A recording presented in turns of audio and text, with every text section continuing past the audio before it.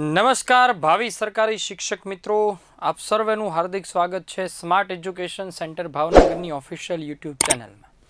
આપણે એક સિરીઝ શરૂ કરી છે કે ચાલો બનીએ સરકારી શિક્ષક। શિક્ષક તો બીએડ પીટીસી થયા એટલે બની ગયા, જે કંઈ ખેલ છે એ આગળ સરકારી શબ્દ લગાડવાનો છે।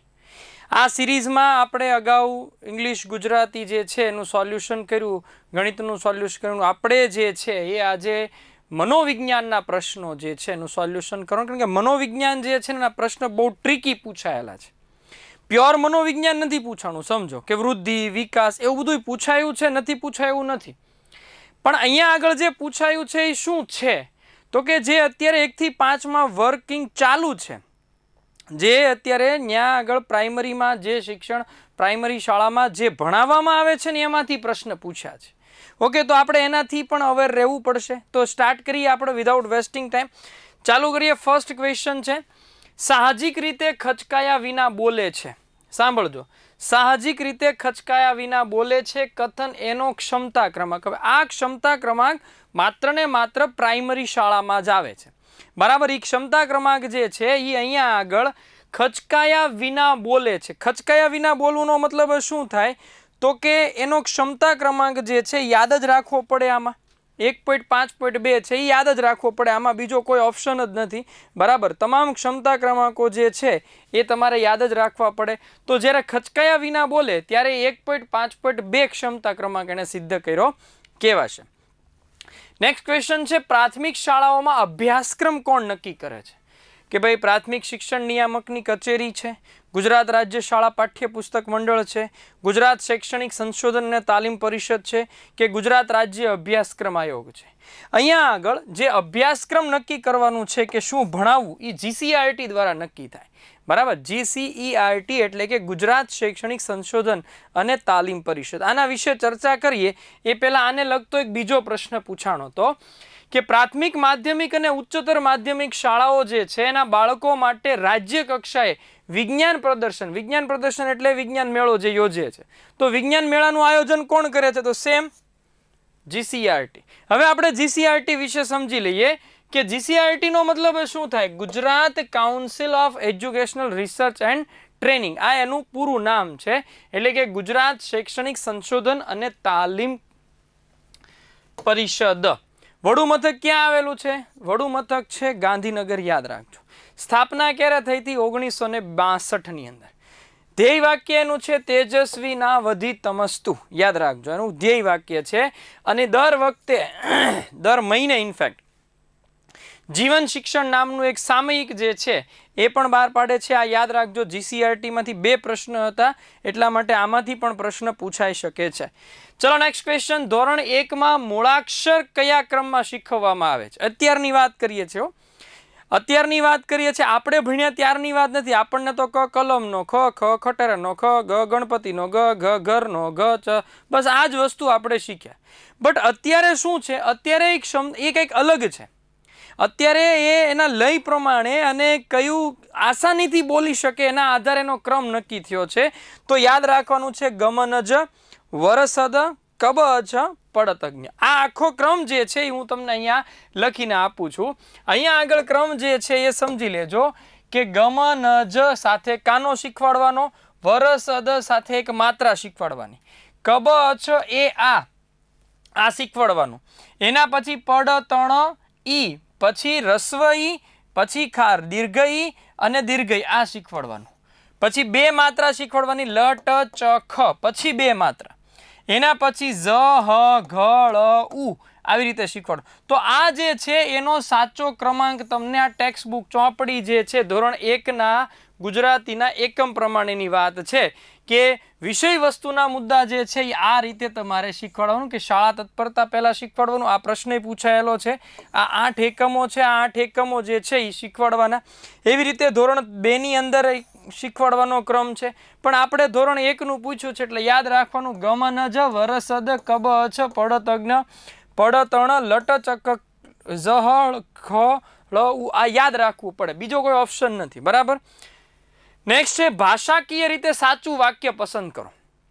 ભાષાકીય રીતે સાચું વાક્ય પસંદ કરવાનું છે તો ઓપ્શન જોઈ લો, વિદ્યાર્થીઓને મેણાટોણા મારી શકાશે નહીં, વિદ્યાર્થીઓને આશીર્વાદ આપવા શિક્ષકે પાછીપાની કરવી જોઈએ નહીં. શિક્ષકે ભાષા શિક્ષણમાં રસ નિષ્પન્ન કરાવી શકવું જોઈએ. સારી દ્રષ્ટિવાળા શિક્ષકો વિદ્યાર્થી અને પરીક્ષાર્થી વચ્ચેનો ભેદ પારખે છે.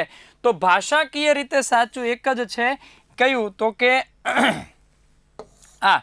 વિદ્યાર્થીઓને મહેણાટોણા મારી શકાય નહીં. આ વસ્તુ યાદ રાખજો. વિદ્યાર્થીઓને, બાળકોને ક્યારેય એને ટોન્ટ મારવા જોઈએ નહીં. એ ભાષાકીય રીતે સનાતન સત્ય વાક્ય છે. નેક્સ્ટ આપણે સમજીએ. આપણે નાના હતા ત્યારે આપણે એક રમત રમતા, કેટલા રે કેટલા, તમે કયો એટલા. હું એમ કહું કે ભાઈ 7, તો વિદ્યાર્થીઓ 7નું જૂથ બનાવતા. બરાબર. આ રમત જે છે એ નાનપણથી રમાડવામાં આવે છે, આજે પણ રમાડવામાં આવે. તો આનાથી તમે શું શીખ્યા?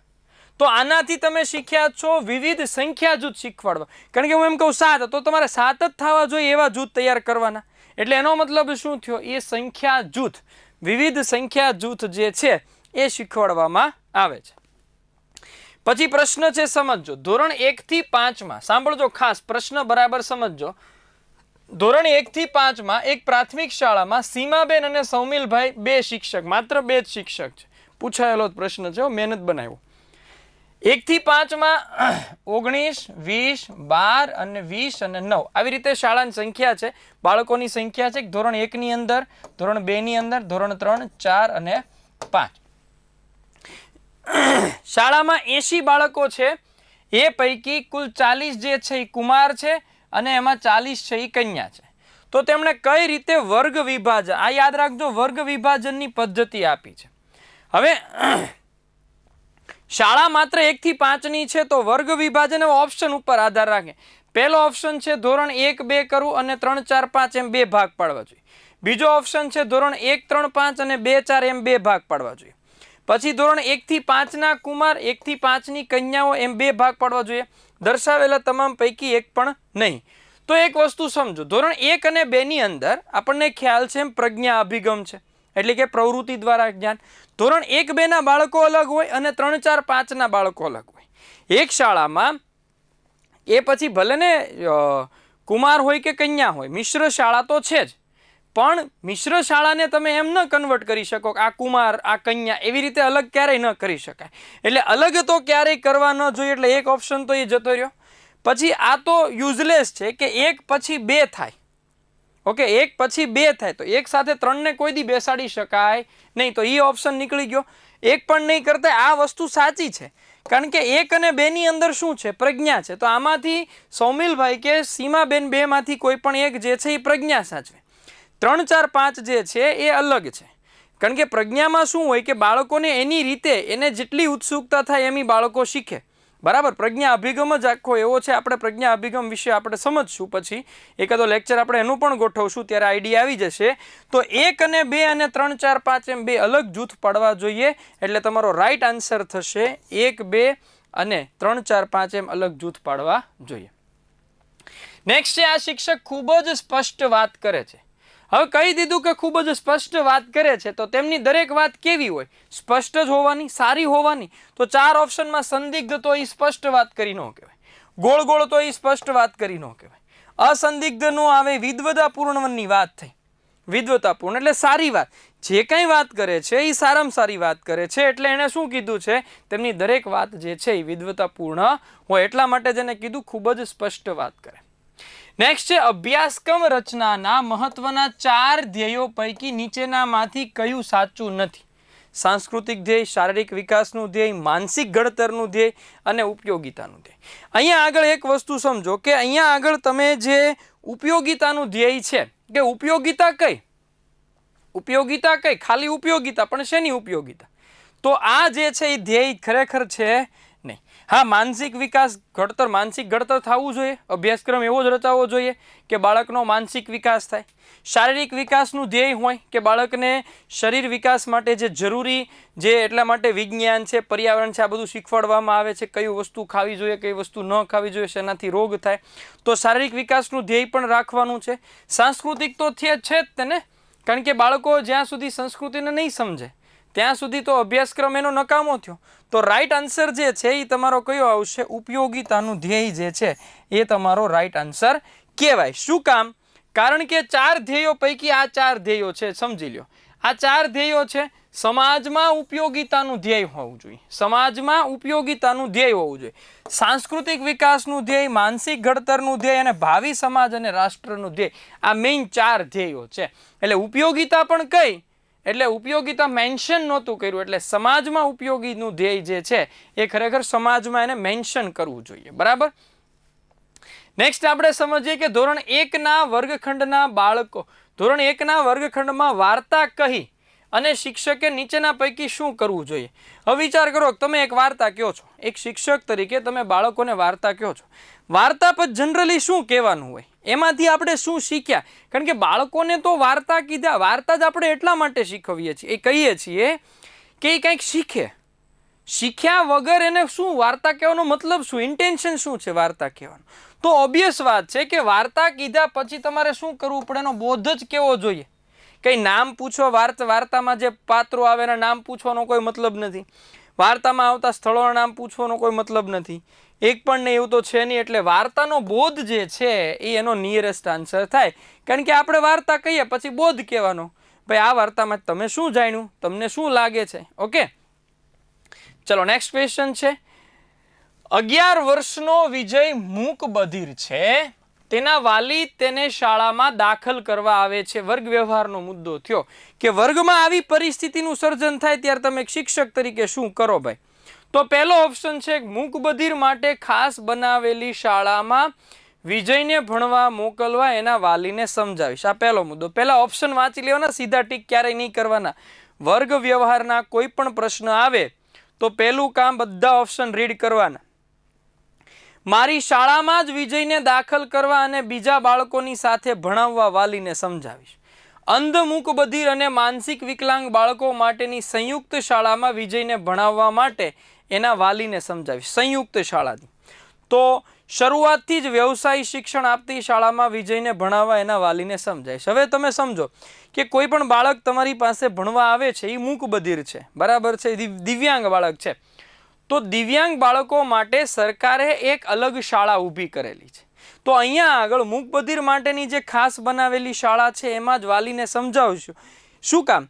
કારણ કે વાલીને તમે કન્વિન્સ કરો કે ભાઈ અહીંયા આગળ સંયુક્તમાં બાળકોને ભણાવી નહીં શકાય, એ બાળકનો વિકાસ નહીં થાય. એટલે સરકારે શું કર્યું છે, સ્પેશિયલ મૂક બધિર માટેની શાળાઓ ખોલી છે. આ જે સ્પેશિયલ મૂક બધિર માટેની શાળાઓ છે એ શાળાઓમાં બાળકોને આવા જ બાળકો બધા હોય છે, એટલે એ એની સાથે સુસંગતતા જાળવી શકે, એ એકબીજા સાથે કનેક્ટ થઈ શકે. હવે જો તમે એવું વિચારો કે ભાઈ હું એને સંયુક્ત શાળા મૂકું, સપોઝ હું એમ કહું કે ભાઈ ચલો સંયુક્ત શાળા મૂકું, તો સંયુક્ત શાળામાં એ પોતે ડિપ્રેશનમાં રહેશે. કારણ કે ઓલા લોકો જે છે એ વ્યવસ્થિત બોલી શકે, સાંભળી શકે છે, તો એને જોઈને આ પોતે મેન્ટલી માનસિક રીતે તાણ અનુભવશે, માનસિક તાણ અનુભવશે, તો એ બાળક માટે યોગ્ય ગણાશે નહીં. બાળકોને ક્યારેય શરૂઆતથી વ્યવસાય શિક્ષણ શરૂઆતથી થોડી આપવાનું હોય, એને પહેલાં ભણવા દેવા પડે. વ્યવસાય તો પછી શરૂ કરાવાય ને. અને તમને ઓલરેડી મેન્શન કરી દીધેલું છે મૂક બધિર. એક ઓપ્શન છે મારી શાળામાં જ વિજયને દાખલ કરવા અને બીજા બાળકોની સાથે નહીં. આપણી શાળામાં તો બધા બાળકો, સ્પેશિયલ શાળા જ હોવી જોઈએ. મૂક બધિર માટેના મસ્ત હોય, સરકારે શાળા ખોલી છે તો એનો જ લાભ લેવાનો હોય ને, બરાબર. એટલે આ પણ નહીં આવે, એટલે રાઈટ આન્સર તમારો આ થશે. ઓકે, ચાલો નેક્સ્ટ ક્વેશ્ચન છે. શિક્ષક આવૃત્તિમાં ગંદી ઉંદરડી ની વાર્તા કયા એકમ માટે મૂકવામાં? ખરેખર કદાચ શિક્ષક આવૃત્તિ ન વાંચી હોય 1 થી 5 ની તો પણ તમને ખ્યાલ આવી જાય કે ગંદી ઉંદરડી જે છે એ શું કરે છે, ચોખ્ખાઈ કરે ભલા, એનો સિદ્ધાંત હોય. એટલે આમ નામ ખબર પડી જાય અજબ જેવી વાત છે, એ તો નથી. આ તે કેવી અજબ જેવી વાત છે, એ પ્રાઇમરીમાં આવે છે, એમાં નથી. ગંદી ઉંદરડી એટલે શું, ચોખ્ખાઈ કરે ભલાઈ. તો અહીંયા આગળ શિક્ષક આવૃત્તિમાં એ ચોખ્ખાઈ કરે ભલાઈમાં મૂકવામાં આવી છે. નેક્સ્ટ છે આરટી 2009 અંતર્ગત પ્રાથમિક શાળાના સંચાલનમાં મદદરૂપ થવા માટે કઈ સમિતિ? બચ્ચા જાણતા હૈ, એસએમસી આવશે, શાળા વ્યવસ્થાપન સમિતિ, school management committee, SMC. SMC શું છે એની પહેલાં આપણે વાતચીત કરી લઈએ. એસએમસી 12 સભ્યોની હોય, 9 સભ્યો પરીક્ષામાં પૂછાયેલો છે, આગળ આપણે ચર્ચા કરીશું ફરી વખત. 9 સભ્યો એટલે કે 3/4 અથવા તો 75% સભ્યો એ શાળામાં અભ્યાસ કરતા બાળકોના વાલી જ હોવા જોઈએ. આ એક 9 સભ્ય ઈ થયા, એક સભ્ય સચિવ હોય 10, એક સભ્ય શાળાના સ્ટાફમાંથી હોય 11 અને એક સભ્ય જે પંચાયતના ચૂંટાયેલા સભ્ય હોય એમાંથી એક લઈ અને 12 સભ્યોની બનાવવાની. પણ એક વસ્તુ એ પણ છે કે એમાં 13મો સભ્ય હોય, એ 13મો સભ્ય એટલે કયો તો કે કડિયો હોય. 12 ફરજિયાત, એક મરજિયાત, એ મરજિયાત એટલે કયો તો કે કડિયો. ઓકે, ચલો નેક્સ્ટ. વિકાસના તબક્કાઓ, વૃદ્ધિ વિકાસનો મુદ્દો. વિકાસના તબક્કાઓ. તબક્કા એટલે શું? બાળકનો જન્મ થાય, ગર્ભ ધારણ કરે ત્યાંથી વૃદ્ધાવસ્થા સુધીનો સાચો ક્રમ કયો છે? તો સીધું ગર્ભાવસ્થા, પછી શૈશવ આવે, પછી કિશોર થાય, ત્યાંથી તરુણાવસ્થા આવે, યુવાવસ્થા, પ્રૌઢાવસ્થા અને વૃદ્ધાવસ્થા. એક જ જવાબ જે છે એ સાચો છે, કારણ કે ગર્ભાવસ્થા એટલે શું? ગર્ભધારણથી 9 માસ સુધીનો સમયગાળો. શૈશવાવસ્થા એટલે જન્મથી 5 વર્ષ, કિશોરાવસ્થા એટલે 5 થી 12 વર્ષ, તરુણ અવસ્થા એટલે જીવનનો સંક્રાંતિકાળ પૂછાયેલું છે 12 થી 19 વર્ષ, યુવાવસ્થા એટલે 19 થી 40 વર્ષ, પછી પ્રૌઢાવસ્થા એટલે 40 થી 60 અને 60 ઉપર હોય એ બધા કઈ અવસ્થા છે? વૃદ્ધાવસ્થા આવશે. આ ક્રમ યાદ રાખજો, સિક્વન્સમાં પૂછાયેલું છે, ઇન્ડિવિડ્યુઅલ પણ પૂછી શકે. ચલો નેક્સ્ટ ક્વેશ્ચન આપણે જોઈએ. ક્વેશ્ચન છે નીચેનામાંથી કયું લક્ષણ કિશોરાવસ્થાનું છે? જુઓ ભાઈ, મેં તમને કીધું ને અહીંયા કિશોરાવસ્થા એટલે શું કે 5 થી 12 વર્ષનું બાળક છે. કિશોરાવસ્થા એટલે શું થાય તો કે 5 થી 12 વર્ષનું બાળક. એમાં કયું લક્ષણ સૌથી વધારે સામાન્ય લાગુ પડે? સૌથી પહેલું પોતાના દેખાવ પ્રત્યે વધુ સભાનતા આવે છે, સંકુલ ચેષ્ટાકીય પ્રવૃત્તિઓ શીખે છે, બૌદ્ધિક વિકાસ સાથે જાતિગત ભૂમિકા શીખવે છે, સંઘવૃત્તિ જોવા મળે. જો ઓલમોસ્ટ થોડું ઘણું મહદઅંશે બધું જોવા તો મળતું જ હોય કિશોરાવસ્થામાં. 4 ઓપ્શન જે છે એક રીતે રાઈટ છે, પણ તમને અહીંયા એવું કીધું છે કે સૌથી વધુ લાગુ પડે. તો આ ઉંમરના જે બાળકો છે, આપણે વિકાસના તબક્કા સમજીશું ત્યારે હું તમને સમજાવીશ કે આ ઉંમરના જે બાળકો છે ને, આ ઉંમરના બાળકોની એક ખાસિયત છે. કઈ? તો કે જે દેખાવ હોય ને પોતે એમ હે હીરોની જેમ. તમે 5 થી 12 વર્ષના ઉંમરના બાળકોનું છે ને તમે એકવાર ક્યારેક એનાલિસિસ કરજો, માર્ક કરજો. એ લોકો આમ કપડાં વપડા વ્યવસ્થિત પહેરશે, વારંવાર માથું ઓળા કરશે ને અલગ અલગ હેરસ્ટાઈલ કર્યા કરશે, જે મૂવીની હેરસ્ટાઈલ આવતી હોય એ હેરસ્ટાઈલ કર્યા, એને આમ સારું દેખાવ, એને આમ સમાજમાં જ્યાં સ્કૂલમાં જાય ને તો ઓલું કહેવાય ને શું આમ એક દેશી ભાષામાં રોલ્લા પડે, આમ સિક્કા પડે ને. કિશોરાવસ્થાના બાળકોમાં આ જ ઈચ્છા હોય કે એના સિક્કા, શાળામાં એના સિક્કા પડે. એટલે એનો સીધો મતલબ થાય પોતાના દેખાવ પ્રત્યે એ વધુ સભાનતા આવે છે. દેખાવ પ્રત્યે વધુ સભાનતા આવે છે. નેક્સ્ટ ક્વેશ્ચન છે, જેના પર ધ્યાન કેન્દ્રિત થતા પ્રતિક્રિયા જન્માવે. જેના ઉપર ધ્યાન કેન્દ્રિત થાય અને પ્રતિક્રિયા જન્માવે એવા બાહ્ય કે આંતરિક પરિબળ માટે મનોવિજ્ઞાનમાં તો આપણને ખબર છે, એક જ જવાબ આવશે, ધ્યાન કેન્દ્રિત થાય અને સામે પ્રતિક્રિયા આવે. ઉદ્દીપક. ઉદ્દીપક વિના પ્રતિચાર નહીં. અભિસંધાન બધા આવશે ત્યારે હું સમજાવીશ. કારક અભિસંધાન, શાસ્ત્રીય અભિસંધાન, એમાં શું હોય? મેઇન વસ્તુ ઉદ્દીપક છે. અહીંયા કીધેલું જ છે કે ધ્યાન કેન્દ્રિત થાય ને પ્રતિક્રિયા જન્મે. ઉદ્દીપક એટલે વન ટાઈપ ઓફ મોટિવેશન. તમને કંઈક પણ મોટિવેશન થવું જોઈએ. તમને કેમ ભાઈ સરકારી નોકરી લેવી છે, સરકારી શિક્ષક બનવું છે, તો એ સમાજ એ એક ઉદ્દીપક થયું. એના કારણે તમે શું કરો છો? મહેનત કરો છો. તો જે પ્રતિક્રિયા જન્માવે એ બનશે ઉદ્દીપક. ઓકે, ચલો નેક્સ્ટ ક્વેશ્ચન છે, પાછો વર્ગ વ્યવહારને લગતો પ્રશ્ન આવ્યો. જો ધોરણ 5માં ભણતો રમેશ જાતીય વૃત્તિ અનુભવે છે અને તેના લીધે ક્યારેક શું કરે છે? વર્ગમાં વિચિત્ર વર્તન કરે છે. જાતીય વૃત્તિ એટલે શું એ આપણને ખ્યાલ હોવો જોઈએ કે જાતીય વૃત્તિનો મતલબ એવો થાય કે બાળકને છોકરાને છોકરી પ્રત્યે બરાબર છે એને આકર્ષણ થાય, વિજાતીય આકર્ષણ થાય, આ પ્રકારની એ વૃત્તિ અનુભવે. તો એમાં શું કરવું જોઈએ? તો કે રમેશના મા બાપના વાલીને જાણ કરીશ, પહેલો ઓપ્શન છે. રમેશને સમજાવીશ કે આટલી નાની ઉંમરમાં આવી લાગણી થવી જોઈએ નહીં. પછી રમેશની લાગણીઓ અંગે બીજા બાળકોને જાણ કરીશ જેથી બાળકો એની સાથે સલામત અંતર રાખી વર્તી શકે. રમેશને કોઈ કલા પ્રવૃત્તિ અથવા તો રમતગમત તરફ વાળવા પ્રયત્ન કરીશ. હવે સમજો કે કોઈ પણ બાળકમાં આ પ્રકારના લક્ષણ જોવા મળે એટલે વાલીને જાણ કરવાથી કોઈ મતલબ નથી, કારણ કે તમારે ક્લાસમાં વર્ગખંડમાં ભણાવવાનો તો છે જ. એટલે વાલીને જાણ કરવામાં આ કોઈ એવો ગંભીર મુદ્દો નથી. એ તો હોર્મોન્સ છે, ચેન્જ થાય, બદલાવ દરેક બાળકમાં આ વસ્તુ અમુક સમયે આવવાની જ છે. તો મા બાપને જાણ કરીને કોઈ મતલબ નથી. બરાબર. પછી રમેશને આટલી ઉંમરમાં આવી લાગણી ન થવી જોઈએ એવું સમજાવીશ. તો રમેશની જે લાગણી એવી જન્મે છે જાતિ વૃત્તિની, એ એના બોડીમાં થતા હોર્મોન્સને કારણે છે. તો એ એટલી બધી એની એજ નથી કે એટલું અન્ડરસ્ટેન્ડિંગ જાળવી શકે. તમે એને ગમે એટલું સમજાવશો તો એ પોતે સમજી નહીં શકે કે આ વસ્તુ ખોટી છે, કારણ કે એની ઉંમર નાની છે. ઉંમર નાની હોય એટલે વૃદ્ધિ ન થાય, વૃદ્ધિ ન થાય એટલે વિકાસ ન થાય, વિકાસ ન થાય એટલે પરિપક્વતા ન આવે. તો પરિપક્વ થાય પછી આ બધી ખબર પડે કે આ કરાય ને આ ન કરાય. ઓકે, તો એનો સીધો મતલબ એવો થયો કે નાની ઉંમરમાં આવી લાગણી ન થવી જોઈએ, એ બાળકોને સમજાવવાનો કોઈ અર્થ રહેતો નથી. રમેશની લાગણીઓ અંગે બીજા બાળકોને જાણ કરીશ. ના, બીજા બાળકોને ઇન્વોલ્વ કરવાની જરૂરત શું છે? I can't understand. બાળકોને બીજાને ઇન્વોલ્વ જ ન કરવાના હોય, કારણ કે તમારા માટે બાળક જે છે એ બધા એક જ સરખા હોવા જોઈએ. તો એ તમે બાળક પ્રત્યે શું કરો છો? નેગેટિવિટી કરો છો. તો એટલા માટે એ આન્સર નહીં આવે. હવે એક જ વસ્તુ છે, આને શું કહેવાય છે? તો કે એક હોર્મોન્સ જે ક્રિએટ થાય છે એને બીજી તરફ વાળવાના. એટલે એને શું કરવાનું? એવી કોઈ પ્રવૃત્તિ આપી દો કે જેથી કરીને એને એ વિચાર તો ન જ આવે. લાઈક કલા પ્રવૃત્તિ છે, રમત ગમત, એટલે એ પોતાને ઇન્વોલ્વ કરી દો, બીજી પ્રવૃત્તિમાં ધકેલી દો. એટલે આ વસ્તુ જે છે એને મહદઅંશે અટકાવી શકાય. નેક્સ્ટ છે, શિક્ષક વર્ગમાં એવું કહે છે શાંતિ રાખો. આવું પ્રાઇમરી શાળામાં જાઓ ને એટલે આ એક તમારો ગોખાયેલો વર્ડ થવાનો છે. એ ભાઈ શાંતિ રાખો, ઓય શાંતિ શાંતિ શાંતિ. એનો સીધો મતલબ શું થયો? એ કયા પ્રકારનું પ્રત્યાયન? પ્રત્યાયન એટલે કોમ્યુનિકેશન.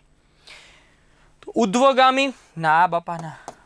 આંતરિક વૈયક્તિક પ્રત્યાયન નહીં, અધોગામી નહીં, દ્વિમાર્ગી. શું કામ દ્વિમાર્ગી? તમે શાંતિ રાખો એમ કહો એટલે સામેથી બાળકો ચૂપ થઈ જશે. એટલે એક તમે સૂચના આપો છો, સામેથી તમને એનો રિસ્પોન્ડ મળે છે, તો એને શું કહેવાય? દ્વિમાર્ગી પ્રત્યાયન કહેવાય. દ્વિમાર્ગી પ્રત્યાયન. રિસ્પોન્ડ મળે એટલે દ્વિમાર્ગી પ્રત્યાયન. વિદ્યાર્થીઓના મૂલ્યાંકન અંગે અદ્યતન સંકલ્પના કઈ છે? અદ્યતન સંકલ્પના એવી છે કે બાળકોનો સર્વાંગી વિકાસ થવો જોઈએ, તો વર્ષના અંતે ન થવો જોઈએ.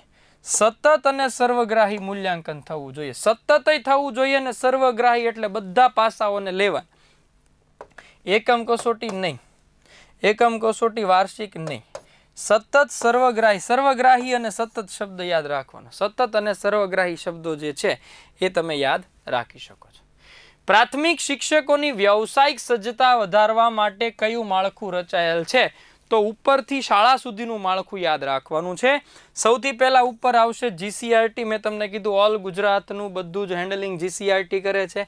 ત્યાંથી જિલ્લા લેવલે અત્યારે 30 ડાયટ પાડ્યા છે. અત્યારે ટોટલ ડાયટની સંખ્યા 30 છે. 33 જિલ્લા છે પણ 30 ડાયટ છે. 30 ડાયટ શું કરે છે? એ દરેક જિલ્લામાં, આ રાજ્ય લેવલે છે, આ જિલ્લા લેવલે છે. હવે જિલ્લા લેવલે શું કરે છે? બ્લોક, તાલુકા આવે, તો તાલુકા લેવલે આવે છે બીઆરસી. ત્યાંથી આવે છે સીઆરસી એટલે ક્લસ્ટર.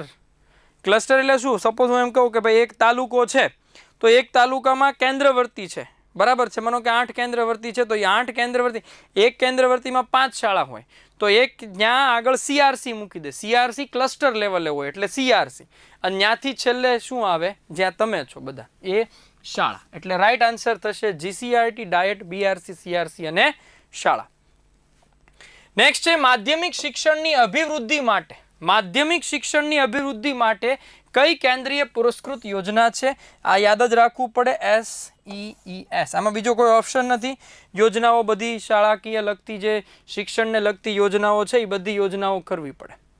નેક્સ્ટ છે કુંડું કાથરોટને અને કાથરોટ કુંડાને જોઈને હશે. આ મહાવરો ક્યારે વપરાય? બરાબર, મનોવૈજ્ઞાનિક બાબત છે. મહાવરો ક્યારે વપરાય? કાથરોટ કુંડાને હશે નો. આપણે ગામડામાં કાંઈ ન ખબર પડે ને તો એટલી ખબર પડે કે બે સરખા દોષિત પરસ્પર વાંક કાઢે. કાથરોટ કુંડાને હશે એટલે એનામાં એવા લખણ છે, ગાંડી ડાઈન શિખામણ દેન જેવી વાત થાય. બરાબર છે. તો એનો સીધો મતલબ શું થયો કે તમે પરસ્પર સરખા દોષિત પરસ્પર જે છે એ એકબીજાનો વાંક કાઢશે. બરાબર છે. નેક્સ્ટ આપણે સમજીએ ધોરણ 3ના અંતે બાળક ગુજરાતીમાં કેટલા શબ્દોનું અર્થગ્રહણ કરી શકે? અર્થગ્રહણ. ધોરણ 3ના અંતે કેટલા બાળકો જે છે એ કેટલા અર્થગ્રહણ કરી શકે? તો યાદ રાખજો 2000 શબ્દો જે છે એ અર્થગ્રહણ કરી શકે. 2000.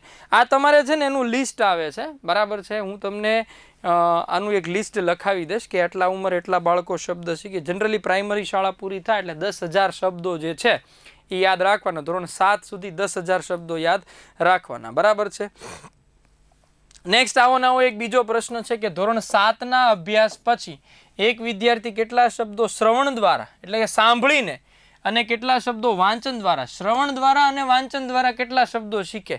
તો એના માટે તમારે યાદ જ રાખવું પડે કે કેટલા શબ્દો જે છે એ શ્રવણ દ્વારા શીખે છે અને કેટલા શબ્દો જે છે એ વાંચન. તો વાંચી શકે એટલે 4500 શબ્દો જે છે એ શ્રવણ દ્વારા, 2500 શબ્દ છે એ વાંચન દ્વારા શીખશે. યાદ જ રાખવું પડશે.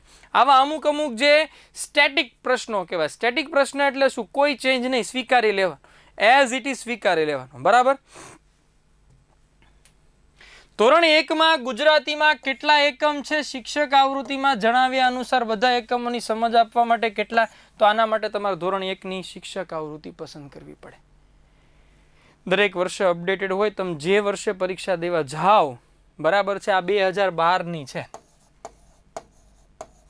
અત્યારે પરિવર્તન આવે. પરીક્ષા દેવા જાવ એ પહેલાં હું તમને પ્રાથમિક શાળાના કન્સેપ્ટનો એક વિડીયો બનાવીશ, ત્યારે હું તમને કહી દઈશ. અત્યારે તમારે યાદ રાખવાનું છે કે ધોરણ 1ની અંદર જે છે એમાં તમારે 10 એકમ છે અને એના માટે 12 અઠવાડિયાનો સમયગાળો ફાળવેલો છે. આ 2012નું છે, અત્યારનું નથી, યાદ રાખજો. અત્યારનું અલગ છે, એની દર વર્ષે બદલાતું રહે. અમુક 2 વર્ષે બદલાય, અમુક 3 વર્ષે બદલાય. બરાબર. એ તમને લેટેસ્ટ જ યાદ રાખવું પડશે. આ તો પ્રશ્નો પૂછાયેલા છે એનું આપણે ડાયરેક્ટ સોલ્યુશન કરીએ છીએ. બરાબર.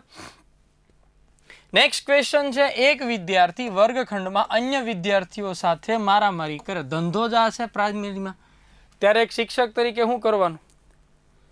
વર્ગમાં બહાર કાઢી, આપણે આ જ કરીએ, બહાર કાઢી મૂકવાનું. પણ આદર્શમાં આ ન આવે. આપણે પ્રશ્ન આદર્શ રીતે જવાબ દેવાના. વિદ્યાર્થીને સમજાવી શાંત રહેવા કહેશો. વાહ. વિદ્યાર્થીને વિવિધ રચનાત્મક પ્રવૃત્તિમાં નેતાગીરી શોધશો. વાલીને બોલાવીને શાળા બદલવા. શાળા કોઈ દી વાલીને બોલાવીને બદલવાની ન હોય, બહાર કાઢવું નથી. હવે શાંત રહેવા કહેશો. શાંત રહેવા કહેશો તો બાળક છે એ નહીં સમજે કોઈ દી. મેં તમને કીધું ને, એના આવેગોને તમારે બીજી જગ્યાએ વાળવા પડે. એટલે એનામાં રચનાત્મક પ્રવૃત્તિઓમાં એને વાળી દેવા પડે. જો ભાઈ આ બધી સમજાય છે ને, ન સમજાતું હોય તો કમેન્ટ કરજો, સાહેબ આ વસ્તુ નથી સમજાતી, ફરી વખત વિડીયો બનાવીશ. આટલી મહેનત કરીએ છીએ, આટલા ગળા ફાડીએ છીએ, તો એનું કંઈક સારું લાગે તો અહીંયા જે લાઇક બટન છે એ લાઇક કરવાનું. કમેન્ટ સેક્શનમાં જઈને કાંઈક 2 શબ્દ ખાલી એટલું કહેશો ને, ખૂબ સરસ. બસ એ અમારા માટે આમ જન્નતની ખુશી છે કે અમે મહેનત કરી, વિદ્યાર્થીને ગમ્યું તો ખરા. એટલે મારા વાલીડાઓ, તમે સરકારી શિક્ષક બનવા જઈ રહ્યા છો. બીએડની અંદર તમે પ્રતિપોષણ આવે, સાહેબ પાછળ બેઠા બેઠા યાદ છે પ્રતિપોષણ લખતા, એમાં પ્લસ ને માઇનસ. બરાબર છે. તો પ્રતિપોષણમાં તમે માઇનસ પહેલાં વાંચતા અને પ્લસ વાંચતા. પ્લસ વાંચીને તમને શું થતું? તમને આમ ઉત્સાહ આવતો, નહીં આ બરાબર છે, મેં આ કર્યું, સાહેબને ગમ્યું. તો હું એક શિક્ષક જ છું. તમને મારી કોઈ બાબત ગમે તો પ્લીઝ કમેન્ટ કરો ને. બરાબર. ક્ષમતા કેન્દ્રી શિક્ષણ શબ્દ જ છે, ક્ષમતા કેન્દ્રી શિક્ષણ. સૌથી કઈ બાબત જે છે એ સૌથી વધુ લાગુ પડે? ક્ષમતા કેન્દ્રી એટલે એનો સીધો મતલબ એવો થાય કે ક્ષમતાઓ સિદ્ધ થવી જોઈએ, તો જ ક્ષમતા કેન્દ્રી શિક્ષણ કહેવાય. પણ ક્ષમતાઓ કઈ? તો કે જે આપણે ભણાવીએ છીએ ને એમાં એક ક્ષમતાઓ હોય. ફોર એક્ઝામ્પલ હું એમ કહું કે તમે વિજ્ઞાનનો કોઈ પાઠ ભણાવો છો, તો એ પાઠ ભણાવતા પહેલાં એના ક્ષમતાઓ નક્કી થયેલી છે, જેને આપણે અધ્યયન નિષ્પત્તિઓ કહીએ છીએ. બરાબર. લર્નિંગ આઉટકમ્સ એટલે કે LO તરીકે ઓળખવામાં આવે છે. LO એટલે લર્નિંગ આઉટકમ્સ. તમે જે મુદ્દો ભણાવો છો ને એની પાછળ એની ક્ષમતા સિદ્ધ થવી જોઈએ. પણ કઈ ક્ષમતા? જે અધ્યયન ક્ષેત્રો મુજબ ક્ષમતાઓ હોવી જોઈએ. હવે હું એમ કહું, શિક્ષણના સામાન્ય વિશિષ્ટ હેતુ નહીં. શિક્ષણના હેતુને નથી લેવાનું, કારણ કે આપણે શું કરવાનું છે? ક્ષમતા કેન્દ્રી શિક્ષણ કરવાનું. તો શિક્ષણના હેતુ તો બાળકનો વિકાસ કરવાનો છે. એમાં ક્ષમતા તો ક્યાં આવી? એટલે પહેલો ઓપ્શન નીકળી જાય. અધ્યયન ક્ષેત્રો મુજબ સામાન્ય હેતુ. નો ડાઉટ અધ્યયન ક્ષેત્રો મુજબ પણ સામાન્ય હેતુ થઈ જાય. વિજ્ઞાન આવડે એમ નહીં, પણ ક્ષમતા એટલે જે તે ક્ષમતા સિદ્ધ થવી જોઈએ. સામાન્ય હેતુ ઉપરાંત ક્ષમતા નહીં. અધ્યયન ક્ષેત્ર જે છે એની મુજબ એની ક્ષમતા નક્કી થયેલી હોય, બસ એ જ ક્ષમતા. ઓકે. નેક્સ્ટ ક્વેશ્ચન છે, ધોરણ 1માં દાખલ થયેલા બાળકોને પ્રથમ માસ દરમિયાન કેવા અધ્યયનના અનુભવ આપવા જોઈએ?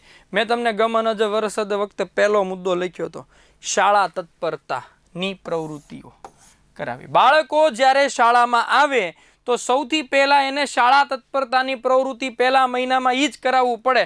એને પહેલાં તો શાળાએ લાવો. ટીંગાટોળી કરીને એના મા બાપ મૂકવા આવે ને તો એને અહીંયા ગમવું જોઈએ. પહેલા દિવસે તમે ડોળા ફાડો, તમે જુઓ પહેલા ધોરણમાં સૌથી વધારે બહેનો શિક્ષકો હોય, શિક્ષિકાઓ બહેનો વધારે હોય. શું કામ? એ જનરલી ગુસ્સે ન થાય, ઘડીકમાં ગુસ્સે ન થાય, પછી થાય પછી એને જેવું પાછું કોઈ નહીં. એ વાત સાચી છે. પણ એ ભાઈઓનું શું હોય, આમ બરાડા પાડતા હોય ને તો તરત ગુસ્સે થઈ જાય, કારણ કે ભાઈઓએ બાળકોને જે છે એ ઉછેર ન કર્યો હોય. એક શિક્ષિકાની અંદર એક માતૃત્વનો ગુણ રહેલો હોય. એટલે પહેલા ધોરણમાં મોટા ભાગે શિક્ષિકાઓ હોય. તો એ બાળક ગમે એટલી તોફાન કરે, બરાડા પડતો હોય, પણ એક શિક્ષિકા તરીકે તમારે શું કરવાનું છે? એ બાળકને શાળામાં આવે, બેઠે, ખાલી એટલું કરો. ભણાવી દેશું પછી પહેલાં આવતો કરો. તો પહેલી એ મુદ્દો શું થઈ ગયો? તો કે એ શાળા તત્પરતાની પ્રવૃત્તિ થઈ, કે એને શાળા પ્રત્યે તત્પરતા દાખવો. નહીં, મારે આવવાનું છે, મારે અહીંયા જ રહેવાનું છે. બરાબર છે. તો એ મુદ્દો જે છે એ પહેલાં આવીને સીધા કક્કા હાલે ભાઈ કક્કો શીખવા મળ્યા, કલમનો ખટર એવું ન હોય. એ જમાનો પહેલો હતો, અત્યારે શિક્ષણ બદલાઈ ગયું છે. બરાબર, પરિસ્થિતિ બદલાણી છે, એ પ્રમાણે બદલાય છે. અધ્યયનને અસર કરતા પરિબળોમાંથી નીચેનું કયું પરિબળ સુસંગત નથી? કયું પરિબળ સુસંગત નથી? સુસંગત નથી એવું કીધું છે. જો પ્રેરણા તો છે જ, યાદ રાખજો. પરિપક્વતાએ અસર કરે, તત્પરતા તે આ બધી અધ્યતા સંબંધી અધ્યયનને અસર કરતા પરિબળોમાં અધ્યતા સંબંધી પરિબળો છે. પ્રેરણા, પરિપક્વતા, તત્પરતા. સમાયોજન જે છે એ અહીંયા આગળ અસર કરે ખરા, ન કરે એવું નથી, પણ આ ત્રણેય જે છે એ કોને લગતા છે? અધ્યતા. શિક્ષણ બાળકને લગતા છે, વિદ્યાર્થીને લગતા છે. તો આ ત્રણેયનું એક જૂથ થઈ ગયું. આ સમાયોજન જે છે એ સુસંગત ગણાશે નહીં. નેક્સ્ટ આપણે જોઈએ 30મો ક્વેશ્ચન. સર્વાંગી વિકાસને અસર કરતા પરિબળો. સર્વાંગી વિકાસને અસર કરતા પરિબળો કયા કયા? સર્વાંગી વિકાસ એટલે શું? બાળકનો સંપૂર્ણપણે વિકાસ થાય. કોઈ પણ બાળકને તમારે સંપૂર્ણપણે, સર્વાંગી એટલે શું? બધા પાસાઓમાં એનો વિકાસ થાય. તો શારીરિક, માનસિક, સાંવેગિક વિકાસ એ પરિબળ.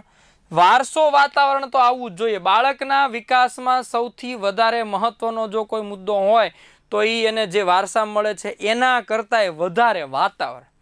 બાળકને જેવું વાતાવરણ પ્રોવાઈડ થાય, જેવું વાતાવરણ બાળકને મળે એવો જ એ આગળ જતા એ બને છે. એટલે વાતાવરણ જ્યાં આવતું હોય એ તમારા જવાબથી આ નીકળી ગયો. એટલે પહેલો ઓપ્શન જે છે એ તમારો બાય ડિફોલ્ટ જે છે એ નીકળી જશે. એટલે પહેલો ઓપ્શન નીકળ્યો. વારસો, વાતાવરણ, અભિસંધાન ને બુદ્ધિ કઈ લાગે કે બાળકોમાં બુદ્ધિ જે છે એ કઈ અલગ અલગ ન હોય, બધામાં એક જ સરખી હોય. એને કેવો પ્રકારનું મળે છે એના ઉપર, એટલે આ નીકળી જાય. વારસો, વાતાવરણ, પરિપક્વતા અને ઉત્પ્રેરણા. હા, આ બરાબર છે, આ નહીં આવે. શારીરિક, માનસિક, સામાજિક, સાંવેગિક વિકાસ જે છે એ નહીં આવે. એટલે તમારો રાઈટ આન્સર થશે એને વારસો, એને વાતાવરણ કેવું મળ્યું છે, એની પરિપક્વતા કેવી છે, અને એને ભણવા પ્રત્યેની ઉત્પ્રેરણા કેવી મળે છે. બરાબર, એને મોટિવેશન કેવું મળે છે એના ઉપર આખો આધાર રાખે છે. ઓકે, નેક્સ્ટ ક્વેશ્ચન છે. પ્રાથમિક શાળામાં ભાષા શિક્ષણના નીચેનામાંથી કોની પ્રાથમિકતા સૌથી ઓછી છે? ભાષા શિક્ષણ કીધેલું છે, સમજો. ભાષા શિક્ષણમાં કોની, એમ તો જો બધા દેખાય છે એ બરાબર જ છે, પણ ભાષા શિક્ષણમાં પ્રાથમિકતા એટલે શું? કે કયું ન હોય તો કદાચ ચાલે. તો જો વાંચન જે છે એ તો કરવું જ પડે, કારણ કે ભાષા શિક્ષણ ત્યારે જ તે જે બરાબર થાય ને જ્યારે એ વાંચન કરે. વાંચન અને લેખન તો પહેલા જોઈએ, વાંચન લેખન તો હોવું જ જોઈએ, એની વગર તો શક્ય નથી. પણ લેખન ક્યારે લખશે? જ્યારે એ વ્યાકરણ, લેખન હોય તો એ વ્યાકરણ હોય તો જ લેખન લખી શકે. એટલે લેખન કરવા માટે વ્યાકરણ જરૂરી છે. શ્રવણ અને કથન. ભાષા શિક્ષણમાં કદાચ શ્રવણ કથન ન હોય તો ચાલશે, પણ એ વાંચન કરી શકતો હોવો જોઈએ. આજે બાળક જે છે એ સાંભળી ન શકે. શ્રવણ એટલે સાંભળવું, કથન એટલે બોલવું. કદાચ એ ન બોલે તો એનો મતલબ એવો નથી કે એને ભાષા શિક્ષણ નથી આવડ્યું. વાંચતા આવડી ગયું? હા. લખતા આવડી ગયું? હા. લખવા માટે જરૂરી શું છે? વ્યાકરણ. એ આવડી ગયું, બસ તમારું ભાષા શિક્ષણ શુદ્ધ. આમ કહેવાય ને કે ભાષા શિક્ષણનો હેતુ તમારો સિદ્ધ થઈ ગયો. હવે કદાચ ન બોલે. આજે ઘણા બાળકો એવા છે બોલી નહીં શકે, ઘણા બાળકો એવા છે જે બોલી નહીં શકે, પણ તમે જોજો એ મસ્ત લખી શકશે, મસ્ત વાંચી શકશે. બરાબર છે. તો અહીંયા આગળ એના માટે રાઈટ આન્સર તમારો થશે શ્રવણ અને કથન પ્રાથમિકતા ઓછી છે. આવે તો છે જ, આ પહેલા કહી દો, આવે તો છે જ. વ્યાકરણમાં, ભાષા શિક્ષણમાં શ્રવણ કથન એ ઇમ્પોર્ટન્ટ પાર્ટ જ છે, પણ 4 ઓપ્શનમાંથી સૌથી ઓછી પ્રાથમિકતા શ્રવણ કથનને આપી શકાય. નેક્સ્ટ, શિક્ષકે નવી બાબત શીખવવા માટે સીધી વાત ન કરે, વિદ્યાર્થીઓને આછી પાતળી જાણકારી હોય એની ચર્ચા કરી અને નવો મુદ્દો લાવે. તો કયો કૌશલ્ય? બચ્ચા જાણતા બીએડ પીટીસી ધંધો જ અહીંથી કર્યો, મુદ્દો જ શોધવાનો. કયું? વિષયાભિમુખ. ઓલું નથી કહેતા કે સામાજિક વિજ્ઞાનનો શિક્ષક જે છે એ ટીપુ સુલતાન વિશે ભણાવવાનું હોય તો એક ગ્લાસ લઈને જાય, ગ્લાસમાં આમ ટીપુ બતાવે, છોકરાઓને કે છોકરાવા શું છે? છોકરાઓ કે ટીપુ. તો બાળકો આજે આપણે ટીપુ સુલતાન વિશે ભણીશું. તો આ મુદ્દો જે છે ને શું કહેવાય? આને કહીશું આપણે વિષયાભિમુખ, વિષયનું અભિમુખ. વિદ્યાર્થીઓનો પૂર્વ જ્ઞાનનો ઉપયોગ કરી અને એની પાસેથી જવાબ કઢાવવાનો કે આજે આપણે શું ભણવાનું છે એને વિષયાભિમુખ કહેવાય. બાય ધ વે, ટીપુ સાચું નથી હોય એવી રીતે ન ભણાવાય કોઈ દી. હા, એ તમને કહી દો ને, તમને એમ થાય કે સાહેબ આવું ક્યાં શીખવાડે? વિષયાભિમુખ કૌશલ્ય કહેવાય. નેક્સ્ટ ક્વેશ્ચન છે, બુદ્ધિઆંક શોધવા માટે નીચેનામાંથી કઈ બાબત જરૂરી છે? બુદ્ધિઆંક શોધવો છે, બરાબર છે. બુદ્ધિઆંક શોધવા માટે કઈ બાબત જરૂરી છે? તો એના માટે એક જ વસ્તુ યાદ રાખવાની છે કે માનસિક વય હંમેશા ઉપર આવશે. શારીરિક વય અથવા તો વાસ્તવિક વય પણ તમે કહી શકો. શારીરિક વય જે છે એ તમે અહીંયા આગળ ગણી શકો, એના ગુણોત્તર લેવાનો છે, બરાબર. શારીરિક અને વાસ્તવિક બંને એક જ છે એટલે એ ખોટું. વાસ્તવિક શારીરિક એ બંને એક જ છે એટલે 2 ઓપ્શન તો નીકળી ગયા. માનસિક વાસ્તવિક કે વાસ્તવિક માનસિક? વાસ્તવિક પહેલા નહીં, વાસ્તવિક હંમેશા નીચે આવે. માનસિક કેટલી? હવે તમને એમ થાય કે સાહેબ માનસિક વય કઈ રીતે શોધવી? તો એના માટે જુદી જુદી કસોટીઓ આવે, એના બેઝ ઉપર તમે શોધી શકો છો માનસિક વયને, બરાબર. નેક્સ્ટ છે, ધોરણ 4માં ભણતી રેશમાને ભાગાકારની સંકલ્પના સમજાતી નથી. જો એક જ શબ્દ જવાબ આપી દે, સંકલ્પના નથી સમજાતી એવું કહે છે, ભાગાકાર નથી સમજાતો એવું નથી કીધું, સંકલ્પના નથી સમજાતી. તો દાખલા સંકલ્પના ન સમજાય, વધુ દાખલાનો કોઈ મતલબ જ નથી. તો ભાગાકારના વધુ દાખલા ગણાવીને મહાવરો કરાવીશી તો બાય ડિફોલ્ટ નીકળી જાય, બરાબર છે. ભાગાકાર પહેલા ગુણાકાર બરાબર શીખવીશ, ભાગાકાર પહેલા ગુણાકાર બરાબર શીખવીશ. તો ભાગાકાર ગુણાકાર એકબીજાની વ્યસ્ત ક્રિયા છે એ વાત સાચી, પણ છતાંય એને સમજાય નહીં, કારણ કે એને ભાગાકાર શું છે એ જ નથી ખબર, કારણ કે સંકલ્પના કીધી તમને. તો આય નહીં આવે, આય નહીં આવે. ખરેખર ભાગાકાર એટલે શું? તો કે પુનરાવર્તિત બાદબાકી છે. ભાગાકાર છે એ શું છે? પુનરાવર્તિત બાદબાકી છે. તો એના માટે એને એ મુદ્દો જે છે એ વધારે ક્લિયર કરાવીશ. જો અગેન એવો પ્રશ્ન, વર્ગ વ્યવહારમાંથી 3 પ્રશ્ન નીકળ્યા, વર્ગ વ્યવહારમાંથી 3 પ્રશ્ન નીકળ્યા. જુઓ, ધોરણ 2માં ભણતી ફાતિમા વર્ગમાં પણ પોતાના ઘરે બોલાતી ભાષા, માનો કે હું તમને કહું ફાતિમા શબ્દ છે, ફાતિમા એટલે એ મુસ્લિમ, ઓકે. તો અહીંથી એક વસ્તુ ખ્યાલ આવી ગયો કે ઘરે એ લોકો ઉર્દુ લેંગ્વેજનો ઉપયોગ કરતા હોય. હવે શાળામાં તમે શિક્ષક તરીકે શું કરશો? તો શાળામાં ઉર્દુ ભાષા જે છે એ ઓબ્વિયસલી આપણે બોલવાની નથી. શાળામાં તો જે સામાન્ય ભાષા આવે એ જ બોલવાની છે. તો આમાંથી તમારે નિયરેસ્ટ આન્સર તમારે કયો? નિયરેસ્ટ આન્સર તમારે લેવાનો થાય. તો એક એક ઓપ્શન વિચારો. ફાતિમાના વાલીનો સંપર્ક કરી ઘરે પણ માન્ય ભાષાનો ઉપયોગ નહીં. એના ઘરે હું બોલે એને આપણી યારે કાંઈ લાગે વળગે નહીં. આપણે શાળાને જોવાનું છે, આપણે સમાજનું નથી જોવું ને, એને ઘરમાં હું હાલે આપણે ક્યાં લેવા દેવા છે. એટલે કોઈ વાલીને એમ ન કન્વિન્સ કરીએ કે ભાઈ ઘરે આવું બોલજો નહીં. તમે શાળાનું સંભાળો. ફાતિમા માન્ય ભાષા વાપરે તેવો આગ્રહ રાખીશ, કારણ કે શાળામાં તો, હા આ બરાબર છે, છતાંય બીજા ઓપ્શન ચેક કરીએ કે ફાતિમા પાસેથી આપણે એવી એક્સપેક્ટેશન રાખીએ કે બેન તમે ઘરે જે બોલતા હોય પણ શાળામાં તો બેટા તારે આ જ બોલવાનું છે. એ એને સમજાવીશું. એટલે આગ્રહ એવો રાખવાનો કે આગ્રહ રાખવાનો, ફરજિયાત નથી, આગ્રહ રાખવાનો, બરાબર. ફાતિમાને માન્ય ભાષાના માટે પાઠ ભણાવીશ, કારણ કે પાઠ્યપુસ્તકની ભાષા નહીં, આવું નહીં. એના માટે અલગ સેપરેટ કોઈ વ્યવસ્થા આપણે કરી શકીએ નહીં. ફાતિમાને એના ઘરની ભાષા બોલવા દઈશ નહીં. ઘરની ભાષા થોડી બોલવા દેવાની હોય, કારણ કે એનાથી શાળાનું વાતાવરણ છે એ બદલાઈ જાય, બરાબર છે. નેક્સ્ટ સમજીએ શાળામાં કાયમી દફતર. કાયમી દફતર એટલે શું? તો કે જે રૂટીન છે પગારપત્રક, વયપત્રક, વિઝિટ બુક અને સમયપત્રક. વયપત્રક જે છે જનરલ રજિસ્ટર નંબર એ કાયમી પત્રકમાં આવશે. કાયમી પત્રક અહીંયા વયપત્રક, ડેડ સ્ટોક રજિસ્ટર, આવક જાવક, મુલાકાત પોથી, પરિપત્ર ફાઇલ, હુકમ ફાઇલ. અહીંયા મુલાકાત પોથી બી છે જ, આ મુલાકાત પોથી થઈ, પણ બે ઓપ્શનમાં હોય તો પહેલી પ્રાયોરિટી વયપત્રક. મુલાકાત પોથી નહીં હોય તો ચાલે, શાળામાં મુલાકાત પોથી ન હોય તો ચાલે, પણ વયપત્રક વગર શાળા જ ન બને. ક્લિયર થાય છે? તો કયા પ્રકારનો સમાવેશ થાય? વયપત્રક તો ફરજિયાત હોવું જોઈએ. એમ તો વિઝિટ બુક હોવી જોઈએ, પગારપત્રક હોવું જોઈએ, સમયપત્રક હોવું જોઈએ, પણ સૌથી વધારે સુટેબલ કયું? વયપત્રક. કારણ કે GR નંબર વગર શાળામાં બાળક દાખલ જ ન કરી શકાય. એટલે વયપત્રક જે છે, આ સિવાય ડેડ સ્ટોક છે, આવક જાવક પત્રક છે, મુલાકાત, પરિપત્ર, હુકમ ફાઇલ, આ બધું હોવું જોઈએ ફરજિયાત. નેક્સ્ટ છે પ્રયત્ન અને ભૂલ દ્વારા અધ્યયનના પ્રણેતા. પ્રયત્ન અને ભૂલ આપણને તરત ખબર પડી જાય. થોર્નડાઇક, તો ભાઈ અહીંયા તો પાવલોવ નીકળી ગયો. હવે થોર્નડાઇક એટલે આ કરી કઠણે.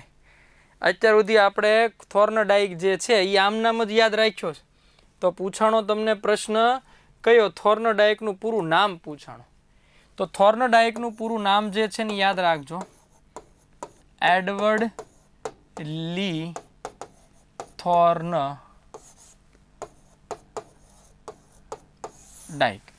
એડવર્ડ લી થોર્નડાઇક એટલે ઈ જે છે એ તમારો રાઈટ આન્સર થાય. CV નહીં, BC નહીં, થોર્નડાઇકનું પૂરું નામ છે એડવર્ડ લી થોર્નડાઇક.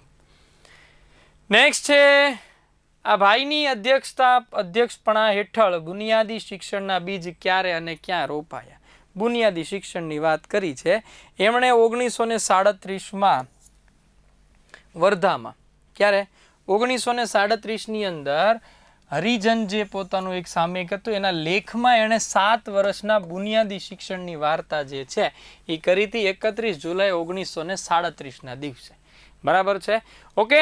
સો આ મનોવિજ્ઞાનના પ્રશ્ન હતા. ઘણા બધા પ્રશ્નો હતા. કેટલા? ઓલમોસ્ટ 38 પ્રશ્ન જે છે એ પૂછાણા. Okay. So I hope you enjoy the session. તમને મજા આવી હશે, નવું જાણવા મળ્યું હશે. આ મુજબની તૈયારી ચાલુ રાખજો. આપણે બધા પ્રશ્નો જે છે એનું સોલ્યુશન કરીશું. ટિલ દેટ જો તમને ગમ્યું હોય તો પ્લીઝ લાઇક કરો, કમેન્ટ કરો અને મેક્સિમમ શેર કરો, કારણ કે મદદ જેવી કોઈ સેવા નથી. ઓકે, ચલો, thank you, take care, bye, આવજો.